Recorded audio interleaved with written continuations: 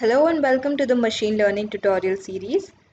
In this video, we will be learning about dimensionality reduction. It is the way of converting the higher dimensions dataset into lesser dimensions dataset, ensuring that it provides similar information. It is commonly used in the fields that deal with high dimensional data such as speech recognition, signal processing, bioinformatics. It can also be used for data visualization, noise reduction, cluster analysis, etc. Now here's a flow chart which shows us dimensionality reduction techniques which are broadly classified into two, that is feature selection and dimensionality reduction. Now let's have a look at what the curse of dimensionality is.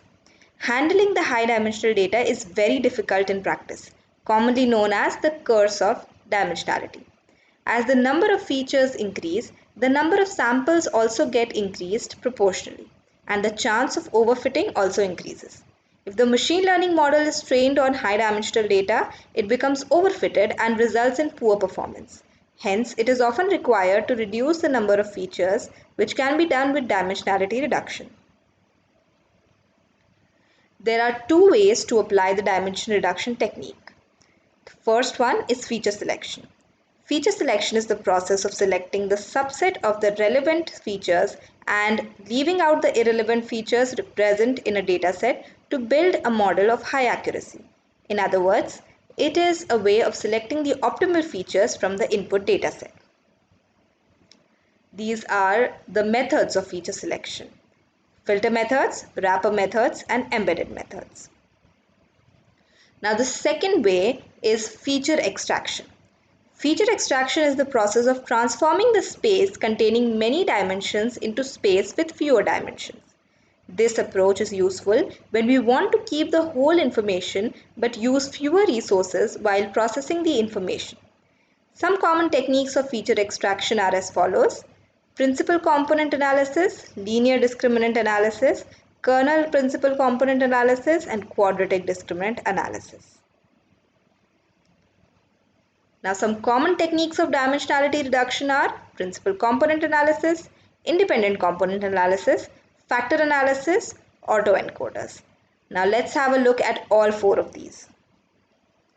In principal component analysis, it is a statistical process that converts the observations of correlated features into a set of linearly uncorrelated features with the help of orthogonal transformation. These new transformed features are called the principal components. Some real-world applications of PCA are image processing, movie recommendation system, optimizing the power allocation in various communication channels, etc. Now, independent component analysis, that is ICA, is a useful technique to separate independent sources from a mixed signal. Unlike principal component analysis, which focuses on maximizing the variance of the data points, the independent component analysis focuses on independence, that is independent components. Now let's have a look on factor analysis. Factor analysis is a technique in which each variable is kept within a group according to the correlation with other variables. It means variables within a group can have high correlation between themselves, but they have a low correlation with variables of other groups. We can understand it by an example, such as if we have two variables, income and spend. These two variables have a high correlation, which means people with high income spend more, and vice versa. So such variables are put into a group, and that group is known as the factor. The number of these factors will be reduced as compared to the original dimension of the dataset. Autoencoders. One of the popular methods of dimensionality reduction is autoencoder, which is a type of ANN or artificial neural network, and its main aim is to copy the inputs into their outputs. In this, the output is compressed into latent space representation, and output is occurred using this representation. It has mainly two parts, encoder and decoder.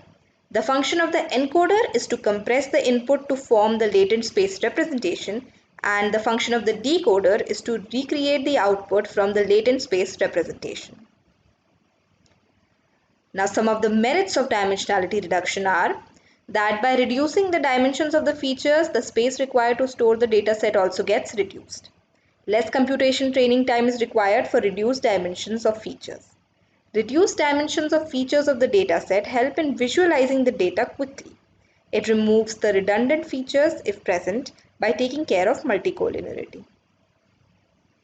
Some of the demerits of dimensionality reduction are: some data may be lost due to dimensionality reduction.